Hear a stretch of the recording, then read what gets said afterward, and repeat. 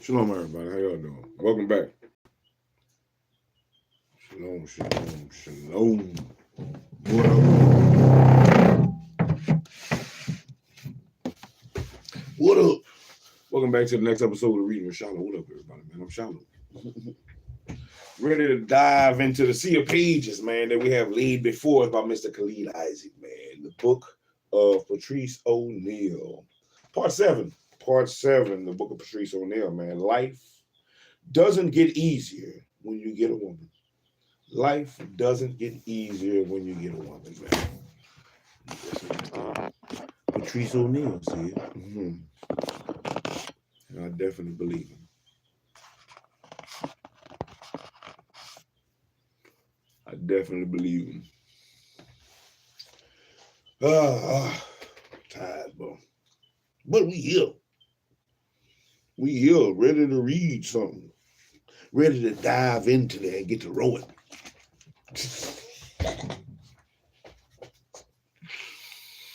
So, shalom, everybody that comes in. When you come in, man, like, comment, subscribe. Tell you people, man, SHILO out here reading shit. And we reading the book of Patrice O'Neal today. All right, now, that's what we on.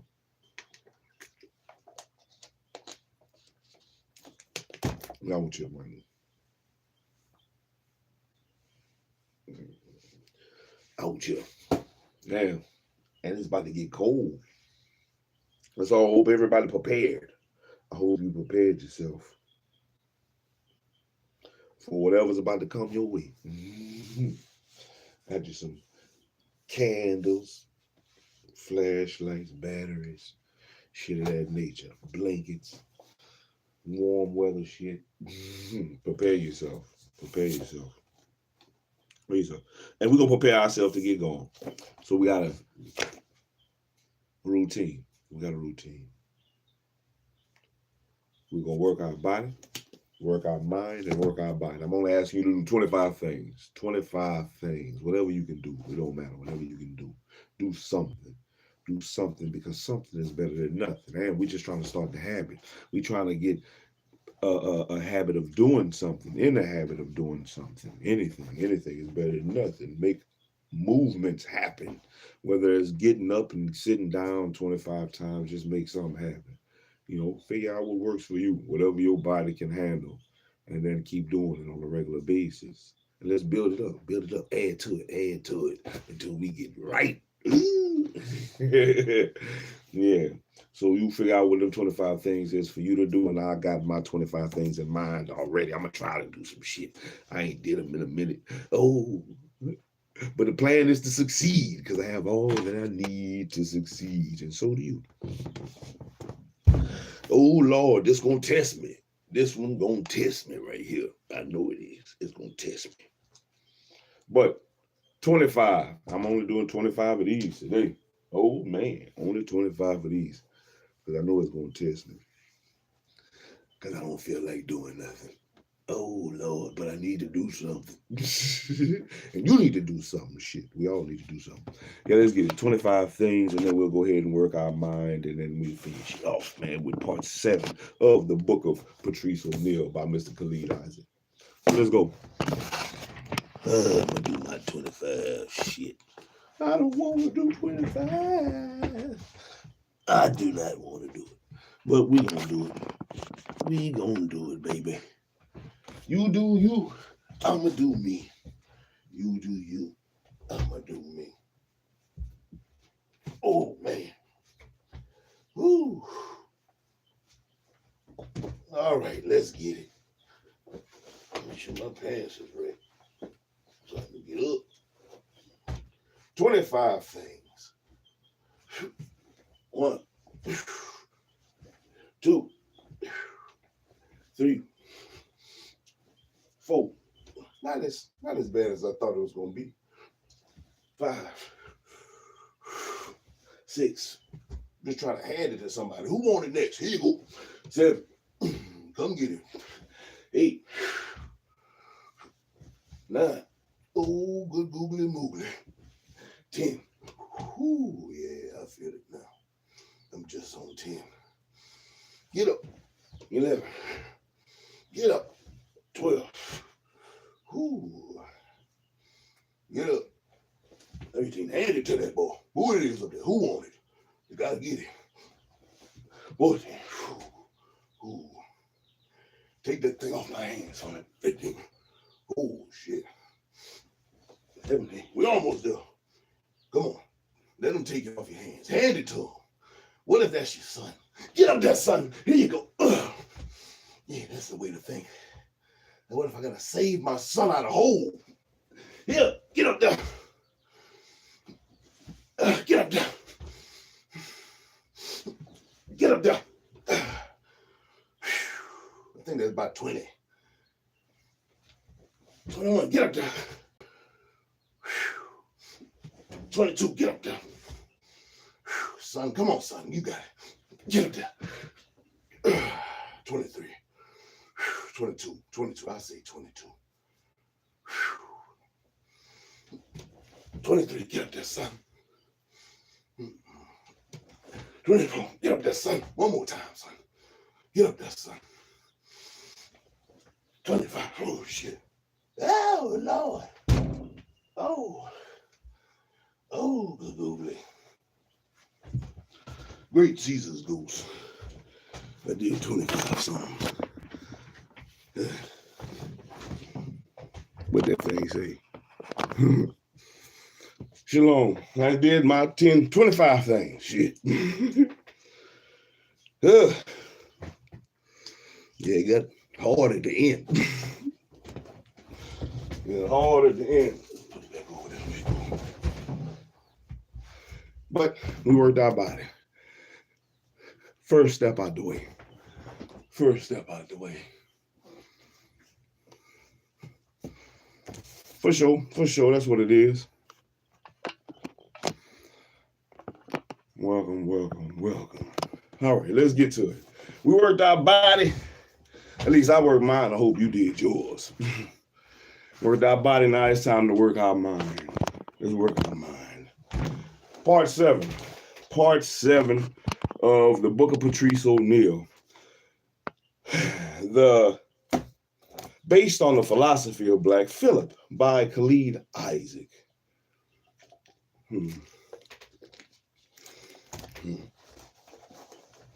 Part 7. Part 7. My bad, everybody.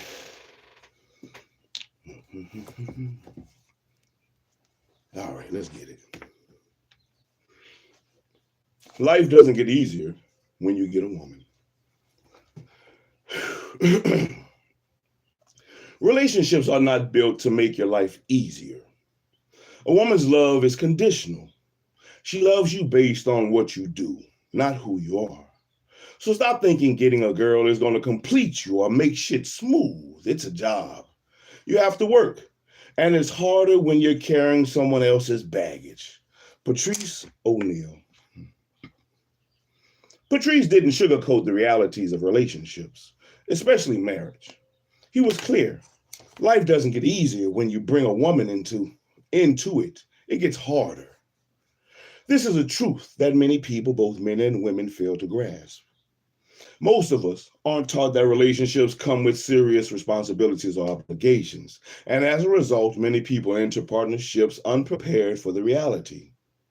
One of the most unpopular truths, and one that often provokes defense reactions, is that women tend to drag men down more than they lift them up. People don't like hearing this and often respond with cliches like, you just haven't met the right woman, or men and women complement each other equally. But if you believe that women help men as much as men help women, you're deluding yourself. The same goes for children. While they bring joy, they also make life harder and more complicated. In the hierarchy of neediness, men are the least needy, children are the most, and women fall somewhere in the middle. Needy people, by their nature, make life more difficult because they demand time and energy that could otherwise be spent on personal growth and building something meaningful. Does this mean you shouldn't have a woman or children? No, these challenges can bring unique rewards, but it's important to recognize that each addition increases the difficulty level of your life. Women are often the ones pushing for more, whether it's having a baby, getting married, or taking on new responsibilities. Why is this? Because it's the man or the men who bear the brunt of the increase difficulty, not the women. When a woman has a child, her life certainly becomes harder. But for a man, the burden increases even more because now he's responsible for both the woman and the child. Patrice pointed out that life isn't supposed to be easy, and an easy life without meaning isn't worth living. However, challenges should only increase in line with one's competence. You don't jump from being a beginner to an expert overnight. You work your way up, and jumping into the deep end too quickly is a recipe for disaster. You're going to drown. Given this reality, you think that the needier sex, women, would be more grateful, but that's often not the case.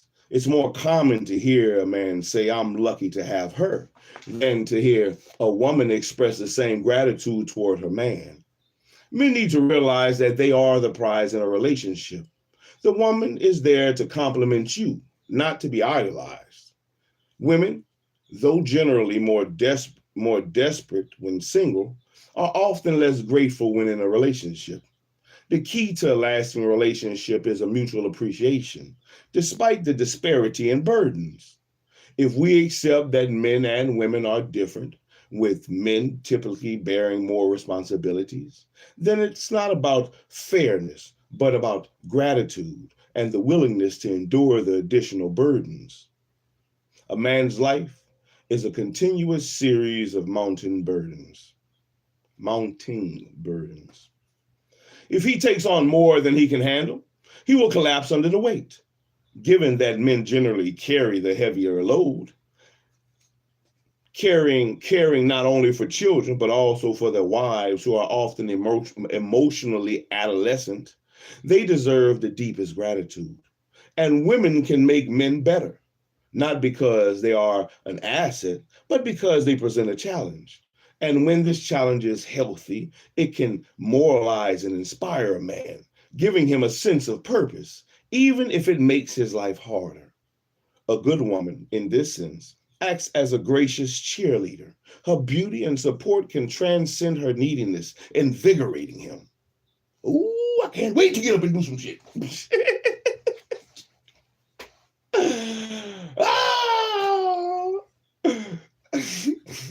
Whistle while you work.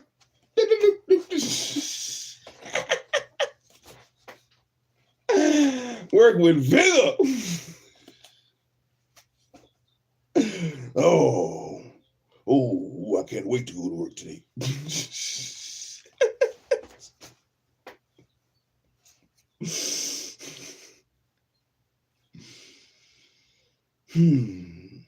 Women can make men better, not because they are an asset, but because they present a challenge. And when this challenge is healthy, they can moralize and inspire a man, giving him a sense of purpose, even if it makes his life harder. A good woman, in this sense, acts as a gracious cheerleader. Her beauty and support can transcend her neediness, invigorating him. However, when this beauty is absent, the relationship becomes parasitic. The man feels demoralized and drained, and like an unappreciated servant, and he begins to crave freedom. A wise woman understands the burden she represents and actively counterbalances it by expressing genuine gratitude. This gratitude is what keeps a man committed and invested in the relationship. Women who fail to do this allow themselves to become resentful. Will allowing themselves to become resentful will struggle to keep their man in the long run. There has to be a reward for the man, some advantage to justify the burdens he carries. Narcissism in women is particularly ugly because, unlike narcissistic men who often provide, an immodest woman offers little of value in return for what she takes. Ultimately, a man should cultivate a culture of appreciation within his relationship and set a pace at which he takes on additional burdens. Don't let women pressure you into responsibilities you're not ready for, but also don't lead them on. Women may feel anxious about their biological clock, but remember that life is a long game. And you should build your life at your own pace. Older and more established men with younger, less anxious women often find a better balance. And while not all women will slow a man down, the truth is that adding a woman or children to your life increases responsibility. But with the right woman, these added challenges can also open the door to greater fulfillment. It's all about finding the right balance and ensuring that the rewards outweigh the burdens. Ooh-wee. There are no quality women, there are just women. Men love idealistically, and women love opportunistically. Patrice O'Neal. Patrice had a sharp understanding of the dynamics between men and women. He recognized that the concept of a quality woman is an idealization that men often project onto women they love. When a man labels a woman as quality, he's essentially letting his guard down. He's placing trust in her nature based on an idealized version of who she is, rather than seeing her for what she truly is. This can lead to a tendency to pedalize her, which is a dangerous trap. Yes, some women might be better suited for a particular man than others. And yes, some women might be more inclined towards monogamy than others. But it's important to remember that women, like men, have both good and bad qualities. They are not inherently better or worse. They simply are. Patrice's wisdom reminds men not to get caught up in the illusion of the quality woman. Instead, focus on the reality that all women have the capacity for both good and bad. While there are women who maintain their femininity and purity, and who might be better fits for you, the idea of a perfect woman is just that, an idea. It's crucial to approach relationships with a clear-eyed view, understanding that everyone has flaws and that no one is inherently quality or trash based solely on superficial ideals. Don't put a woman on a pedestal. Gentlemen, learn to treat beautiful women the same way you treat everyone else. Patrice O'Neal.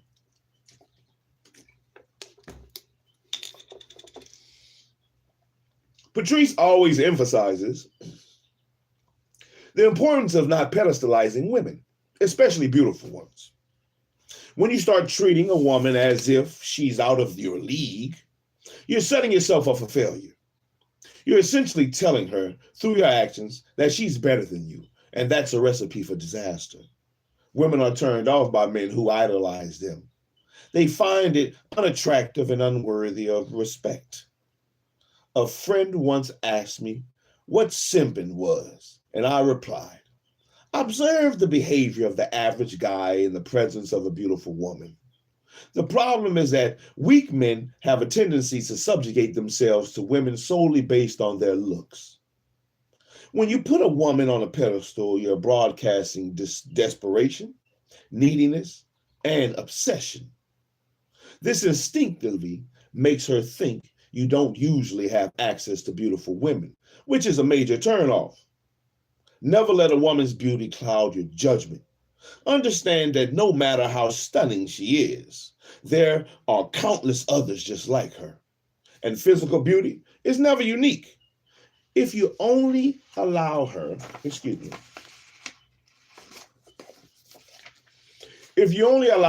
to control you, you'll turn into a puppet, easily manipulated. And guys, don't get too caught up in thinking about one particular woman. This only leads to emotional investment that breeds needy behavior. The more you think about her, the more you pedalize her in your mind, which inevitably leads to pedalizing her with your actions. Ask yourself this: while I'm spending all this time thinking about her, Is she spending time thinking about me? And in most cases, she's not. Women have an innate ability to sense when a man is overly invested and it repels them. The key is to treat her the same way you would treat anyone else. Never give her the impression that she's special just because of her looks. To illustrate this point, let's look at the conversation between Patrice and a caller named Brian. Well, even him and Brian been going at it just like so far the whole book. Lesson 8. The curse of pedalizing.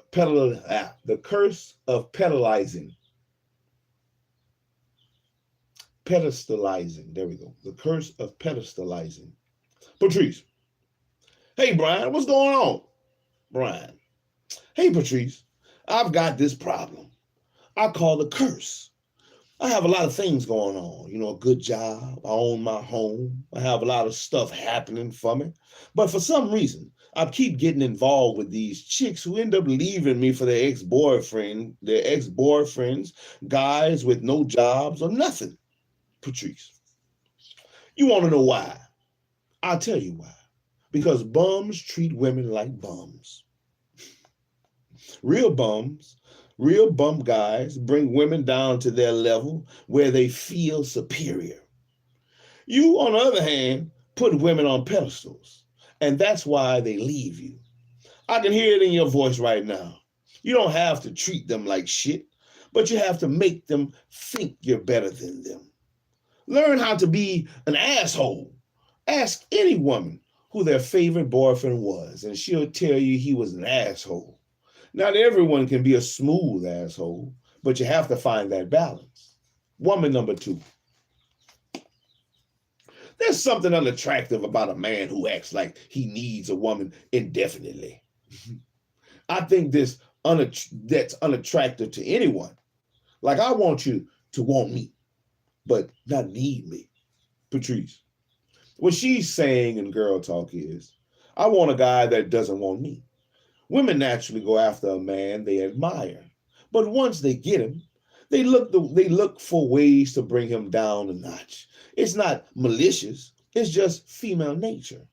When a woman gets you to say, I love you too, sweetie, she feels she conquered you.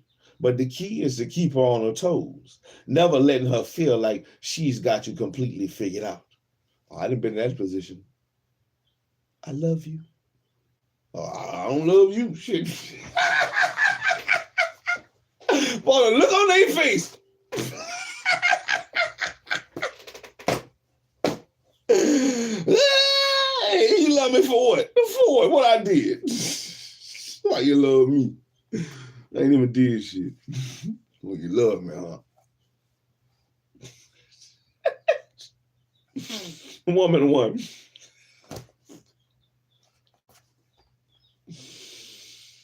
So, are you saying all relationships are somewhat toxic, where a man has to behave negatively to keep a woman interested? Patrice, I didn't say that. The word asshole has a negative connotation, but what I mean is that you have to maintain a certain level of unpredictability. You have to keep her guessing whether you care or not, especially with attractive women, because they're so used to everyone doing what they want. They don't take, too well when a man doesn't fall in line.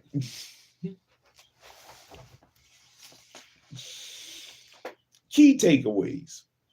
Patrice always advised men to be mindful of how they treat women, especially beautiful ones. Pedestalizing them is a mistake that leads to losing their respect and attraction. Instead, treat them as equals. Acknowledge their beauty, but don't let it dictate your actions or emotions. Stay grounded, maintain your value, and never let her think she's the center of your world. Lesson 9. Treat her like a woman, not a sister. Patrice. Hey, Gene. How you doing, man? Go ahead. What's going on? Gene. Pretty good. Well, basically, I don't have a problem with girls or getting girls. But I did like 4 years ago when I graduated high school. I'm 22 years old. I've known this girl since high school, and she's been a really good friend of mine to the point where it's like an obsession. Like, I'll be with another girl, and all I can think about is her. But every time I'm with her and an opportunity arises, I just freeze up. I go into, she's my little sister mode or some shit. Patrice, why is that? Gene, I have no idea. Patrice, what I mean by why is that is, what is she doing to make you think this way? You see, you have to understand though. You have to understand. So anytime a guy makes a decision, because guys know how to make decisions immediately, women need something else to give them direction. So what you're doing is you're being kind of a girl like. What is she doing to make you think this way? Is she telling you that you're like a brother to her? Does she put you in a position where you think you'll be betraying her trust if you try to fuck her? Gene, not really. It's just that I'm in a situation where it's awkward because I've known her for so long. Like, I don't know how to explain it. Patrice, do you ever jerk off to her? Gene, all the time. I did this morning.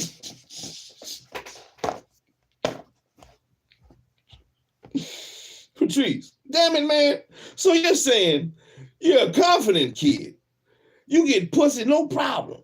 But this chick is making you go, oh, you know what it is? I'll tell you what it is. And I heard a guy say this. I believe it was Max Kellerman. And it was genius. And I said it's true. We objectify women. That's why we watch porn. You wouldn't watch porn if the woman starts telling you why she does porn. If a chick goes, yeah, my dad left the house and I was touched funny. We don't want to hear your fucking reasons why you're abusing yourself. We like to objectify women. We like to treat them like dirt bags. And what it is you treat these other girls like dirt bags. But there's one of a kind. This one is kind of almost like Scarface's sister to you, just pure. Gene, yeah, I do. Patrice, it's bullshit, dude. Treat her like the whore you need and love. Treat her like the whore you need to and love her. Because if you don't treat her like the whore, she's going to leave you anyway. Think to yourself.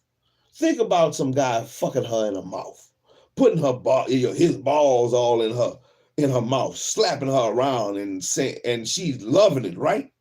You know, and you're Mr. Goofy McLove while some other guy is treating her like garbage and you're sitting there going, booby boo.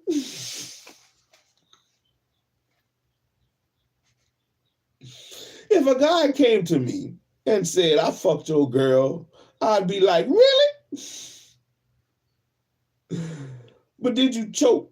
But did you choke the bitch and hang her out the window the way she likes? Did you do that? No, you didn't, because I treated her just like I want.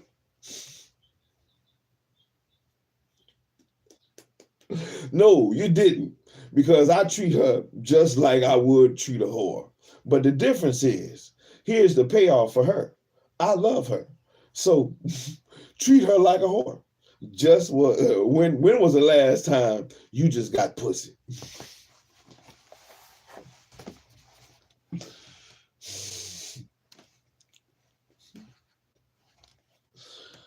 Man.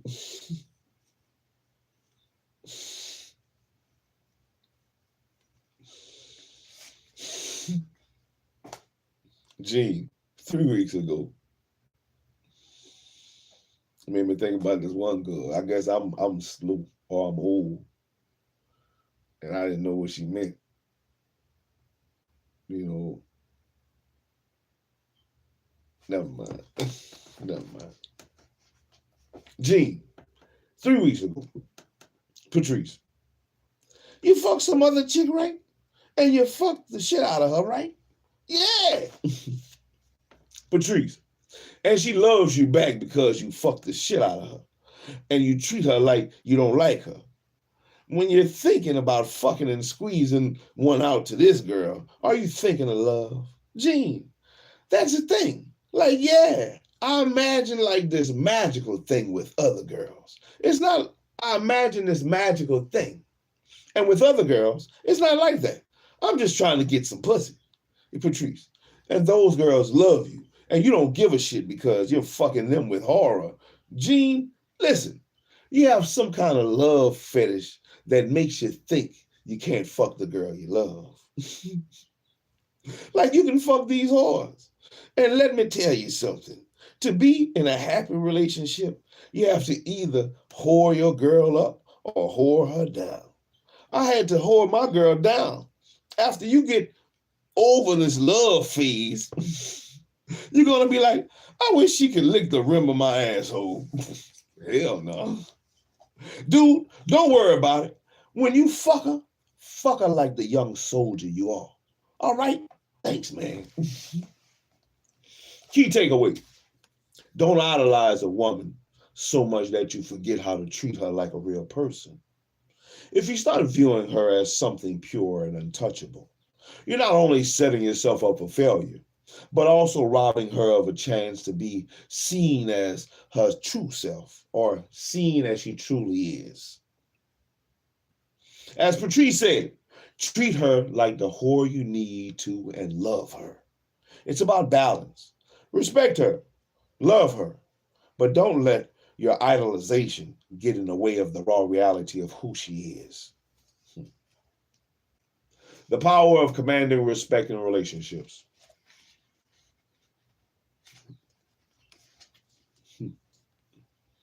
Women will tell you every chance they get, but if you don't step up and show you're the man in charge, she'll walk all over you and you deserve it. Patrice O'Neal. Respect is not something you can demand. It's something you must command through your actions and presence. During an episode of the Black Phillip Show, a woman called in with an attitude loud and obnoxious, trying to assert her point about men and women being different but equal. Her nonsensical replies and confrontational approach were a clear example of how modern women have been conditioned. They often speak from a place of emotion rather than logic, interjecting what Patrice called nonsense vaginal shit into deeper conversations.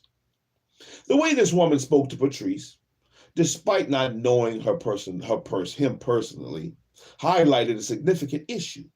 Many women today do not inherently respect men. They've been raised in a society that teaches them to be adversarial rather than cooperative, often not valuing the sacrifices men make. Instead, they feel entitled to these sacrifices, viewing men as some mere tools to achieve their ends. Modern women often lack positive femininity. They are cold, narcissistic, and uncaring, seeing men as nothing more than the means to an end.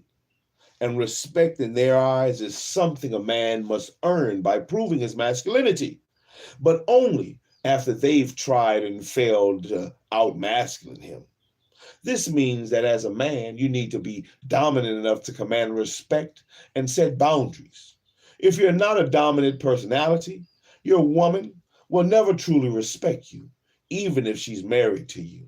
And without respect, there's no real attraction. She may even withhold sex. When a woman respects and admires you, she will naturally become submissive and going out of her way to please you.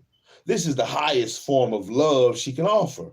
However, this respect is contingent on their ability to maintain the strength and dominance that attracted her in the first place. Men often mistakenly believe that once they've secured a woman, they can relax and stop setting boundaries. This is a fatal error. And women are attracted to the man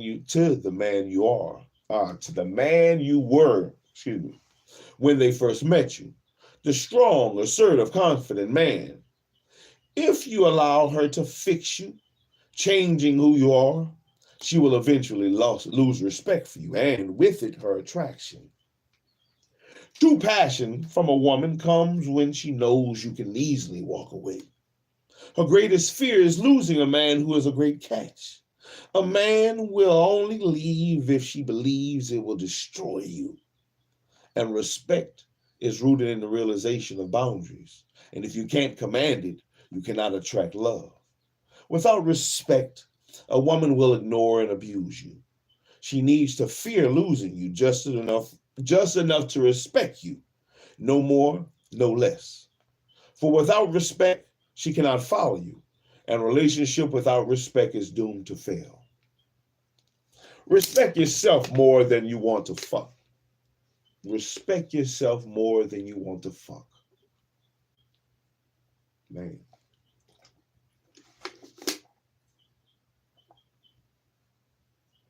I had to learn that one, man.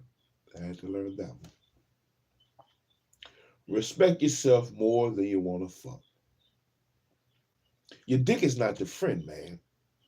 It'll get you into trouble every single time if you let it. Patrice O'Neal. So true.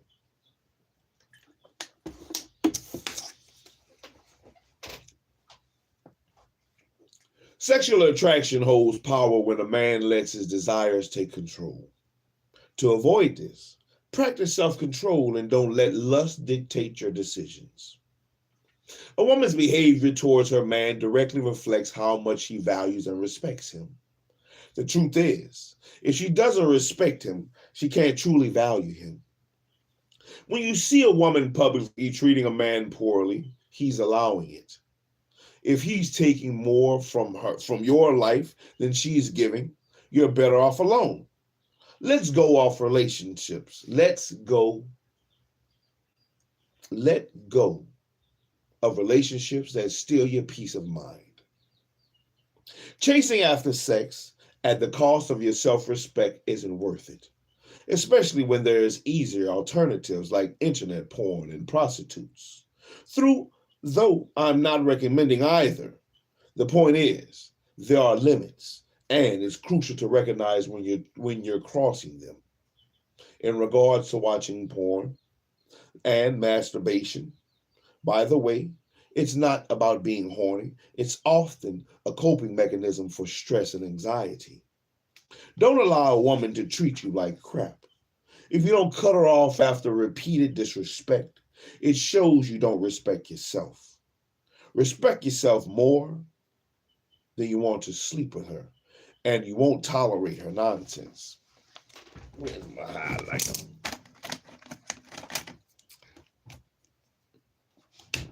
Don't allow a woman to treat you like crap.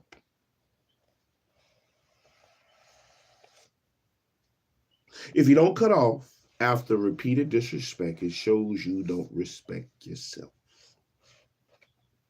Respect yourself more than you want to sleep with her, and you won't tolerate her nonsense. When you respect yourself, she will too.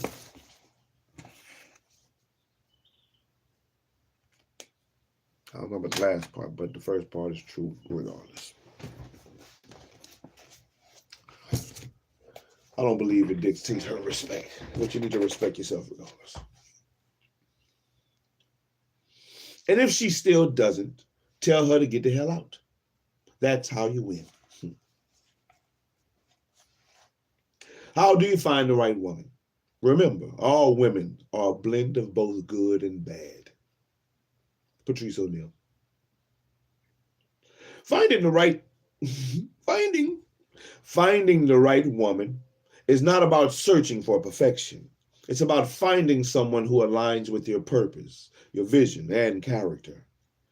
Every woman has a mix of positive and negative traits, and what works for one man might not work for another. The key to finding the right partner starts with knowing yourself. Men often struggle to find the right woman because they don't know what they truly want from life. Without a clear understanding of your own goals and values, it's nearly impossible to identify the kind of woman who would complement your journey. While certain qualities like beauty, kindness, and desire for children are universally attractive, What you specifically need in a partner varies depending on your life's path. Some men are driven by ambition and career goals, seeking to climb the corporate ladder. And these men need a woman who is calm, understanding, and willing to make sacrifices in terms of time and attention. She must respect his boundaries and be content with less emotional intensity, supporting his pursuit of success while building a family. On the other hand, some men prioritize time and freedom, desiring to be present for their wife and children. These men need a different kind of partner, one who is vibrant, full of life, and enjoys the joy of being in the moment. They seek women who radiate powerful feminine energy, who laugh, dance, and smile, bringing warmth and happiness into the relationship. Such women may require more attention, but for these men, that's exactly what they want. The journey to finding the right woman starts with self-awareness. You need to understand what makes you happy and what you truly desire in life. Your ideal partner should be a reflection of your best self, a complement to your strengths and goals. Take, for example, a woman who claims to be independent. If she meets a man who is tall, well-built, dominant, and successful, suddenly she might find herself eager to please him, enjoying activities she might not have considered before. This happens because what you are as a man allows her to become the happiest version of herself. So men, focus on developing the best version of you, financially, physically, mentally, and in terms of your purpose. The right woman will naturally align with the version of yourself, of that version of yourself. We're going to do one more section, one more section. One more section. It's about 2 pages. About 2 pages. Let's see.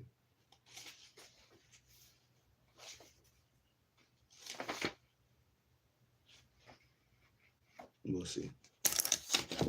A man and a woman's value. Let's be soberly cold about this. A man's value is forever greater than any woman's pussy. Patrice O'Neal. The value of a man and a woman is fundamentally different, and it's essential to understand their differences without sugarcoating reality.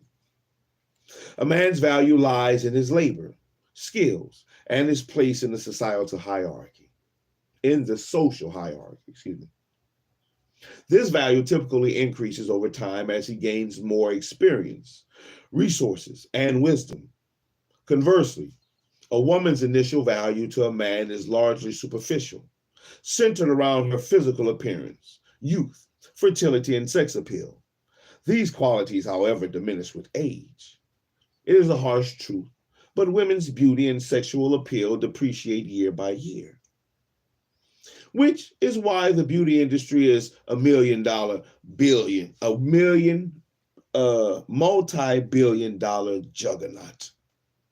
Women are constantly trying to maintain their youth and attractiveness because they know time is not on their side. Men, on the other hand, often age like fine wine, gaining value as they grow older, more accomplished, and better connected. In 10 years, a man might be wealthier and wiser, while a woman may find herself battling a psychological and physical tolls of aging. This doesn't mean a man cannot love his wife as she ages. Love, attachment, and shared experiences create a unique bond that transcends mere physical attraction. But it's also true that a woman finds herself back on the market later in life. If a woman finds herself back on the market later in life, she struggles more to find commitment from a high-quality man, simply because her market value has decreased compared to her younger self. The reality is that while men's value is deflationary,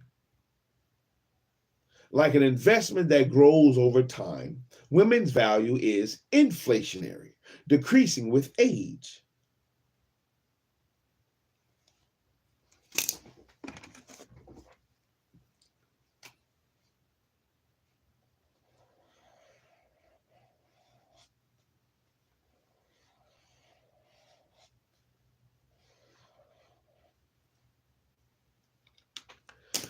want to highlight deflationary and inflationary.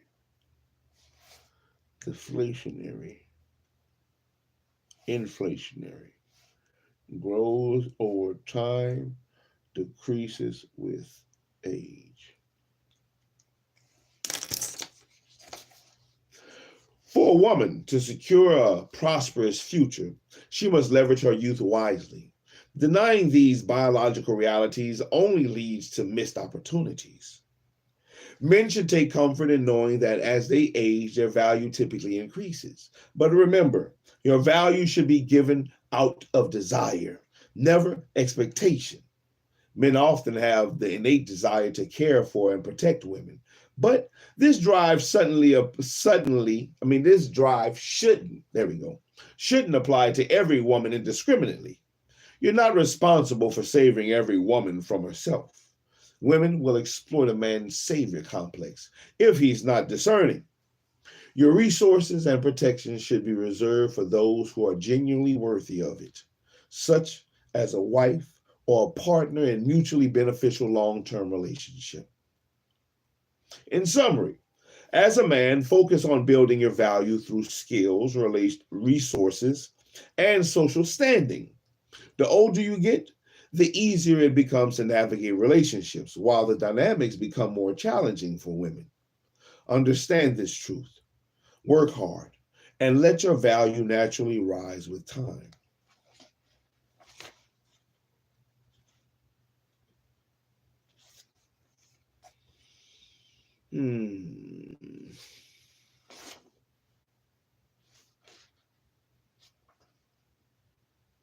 We'll go ahead and stop there. We'll stop and we'll start back at part 8 with the woman rises no higher than the man she's with.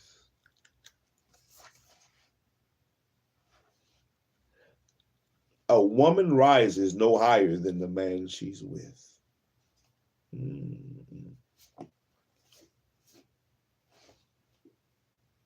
I think we halfway now. I think we made it about halfway. If not, we right at it. We right there. We're about halfway now. I'm moving through this book pretty fast. Moving through it pretty fast. I think because the words are bigger. I think because the words are bigger compared to the medical apartheid. Compared to the medical apartheid, and I think on the real side as well, the words are a lot smaller. I could see the words better. There's way more room on the page. There's way more room on the pages, which is, which is good. I like the big words. I've always liked the big lettering, big fonts. Big fonts make it a lot easier to read them and run it. I can roll through that thing. And I rode pretty good today. I stumbled. Man, I was stumbling. But I rode pretty good. I rode through it pretty good. The seas wasn't terrible. Yeah, I was thinking of this one time, man. This one time, this girl had asked me to hoe out. She ain't asked me. She told me. She told me she wanted me to hoe out. I didn't know what the hell she meant. But it reminded me when I was reading that part about Patrice, when Patrice said, treat them like the hoe. I just didn't feel that way about her.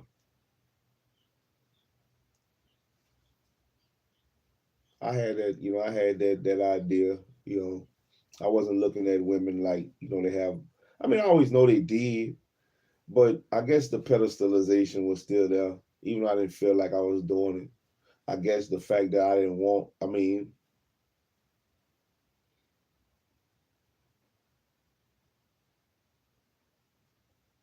see, in my mind,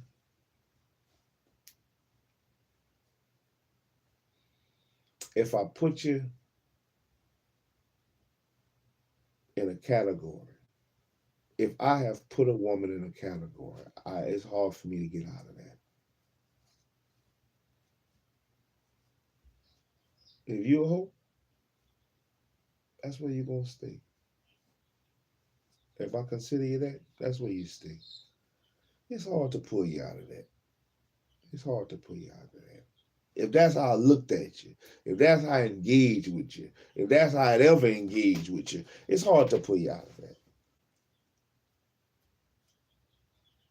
It would be hard. It would be hard for me to pull you out of that.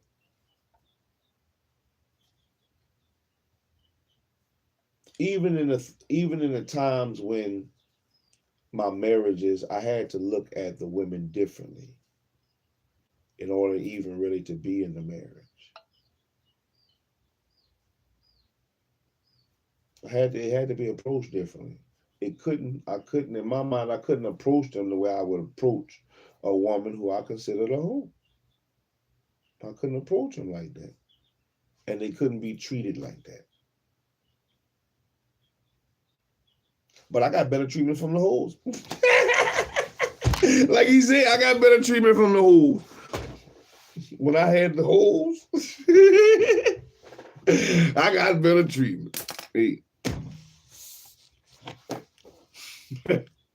It was fun. Everything was fun. Everything was live, excitement, all that shit.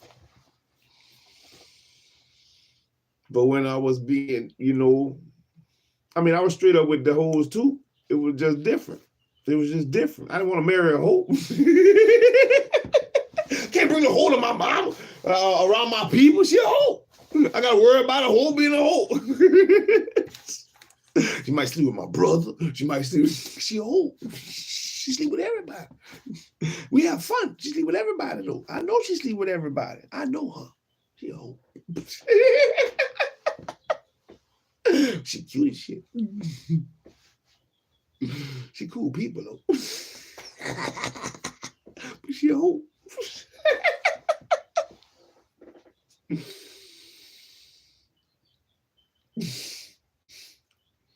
I thought the good girl, or the one not good girl, because I know they wasn't good, but the ones I saw in that light of,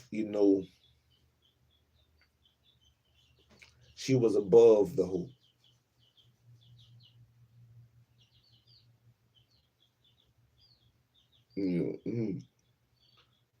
I put her above that. But, the thing was, both of them was my fault.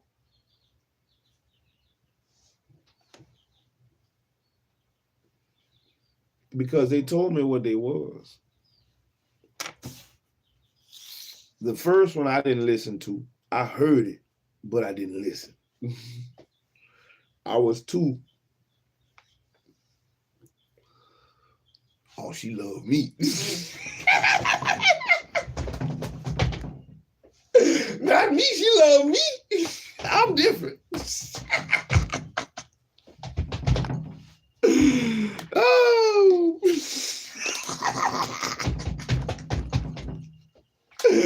I'm the man. I was not. I wasn't the man. Shit. I wasn't no different. I was a dummy. And the second one, I was,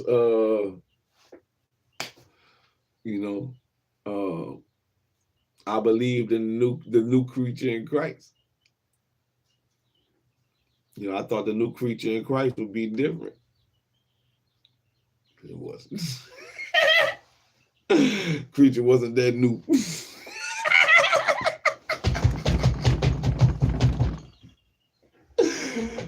But when I found out, I was like, shit, I'm married already. And I'm like, hey, I'm in it. I'm out here. In marriage life. Hey, to death do us part. I made a vow before the Lord.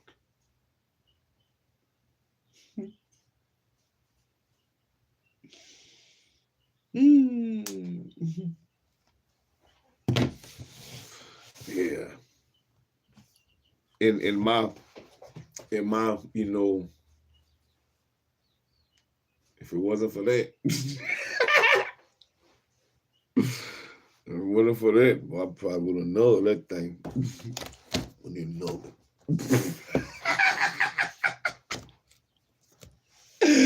Oh, this thing don't work like it was promised. I read the directions. Don't do what it says it's supposed to do. Hey, but that's a book. You know, you live, you learn. You live, you learn. You know, sometimes you got to go through things. You know, sometimes you don't learn your lessons. Sometimes you learn your lesson quick. And I don't think I learned my lesson quick. I think it took me too many times to get busted over the head to learn my lesson. You know.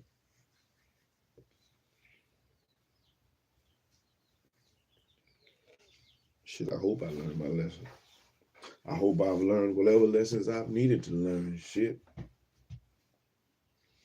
I'll keep trying to learn new stuff. And try to apply it to my life. And hopefully, if I haven't learned the lessons, the things that I learned and the adjustments that I've made will counter and add balance.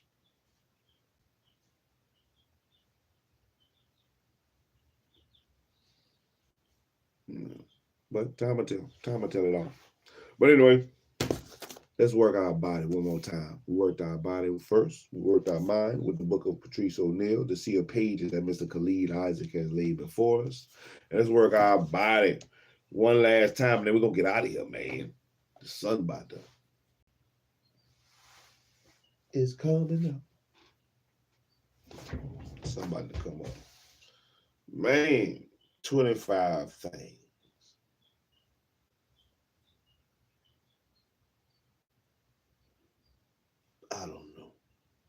I don't know what you came to do. All right. Let's do something. 25 things. 25 things. Let's go to 25 this time. There we go. Good Google it. Yeah, I'll take it like that. Let's get it. 1, 2, 3, 4, 5, 6, 7, 8, 9. 10, 11, 12, 13. Pick it up. Hand it up. 14, 15, 16. Get that shit up there. 17. 18. Pick it up. 19. Come on, pick it up. 20. Let's go. 21. Pick it up. Pick it up.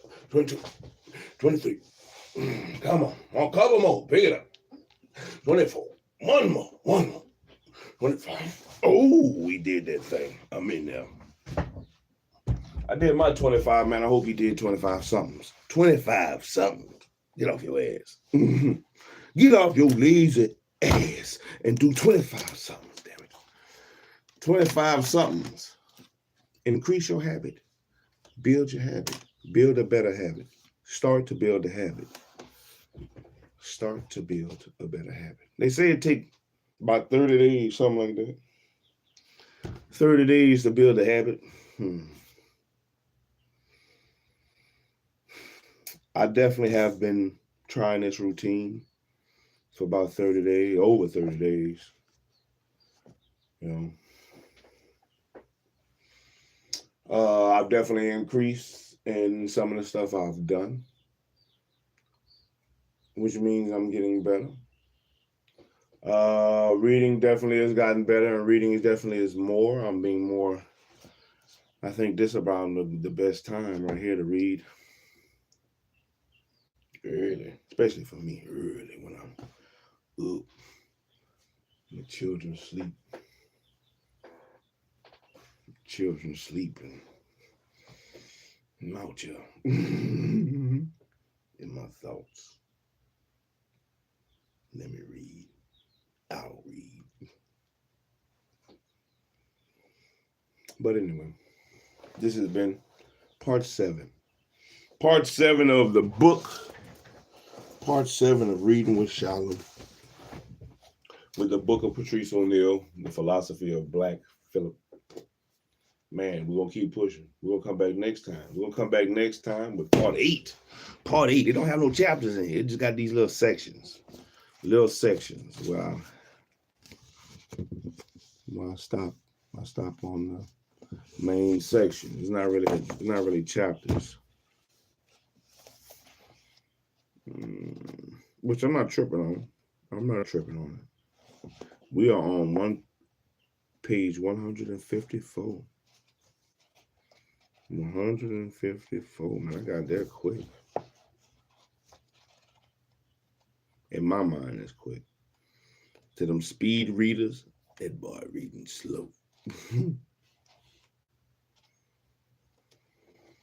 Hey, I'm reading though. SHILO hammer, destroying worlds with my reading. Yeah, I'm out here. One session at a time, one episode at a time, man. One book at a time. One chapter at a time. One part at a time. One page at a time. One paragraph at a time. Here a little and there a little till we seek and find what we can learn and grow from in each one of these books, these sea of pages that are laid before us to roll through. I'm going to keep rolling, baby. I'm going to keep rolling and see what I can learn and grow from. Hopefully it's something you can take away from this. Hopefully the listener, any listener, can take away something from the books that's being read to help them succeed in their life. Come on, man. Let's succeed. We have all that we need to succeed. We have all that we need to succeed. Let's do so. Let's do so. Get off your ass and let's succeed. I got to get off my ass and succeed. Let's succeed. Shalom. Hope y'all have a good one. Catch me on the next episode. Like, comment, subscribe. Tell your people, man, SHILO out here reading shit. That boy read again. That man out here reading, mama. You want me to turn it on for you, mama? He reading. He read good. I'm going to get to that point. But shalom. I'm out.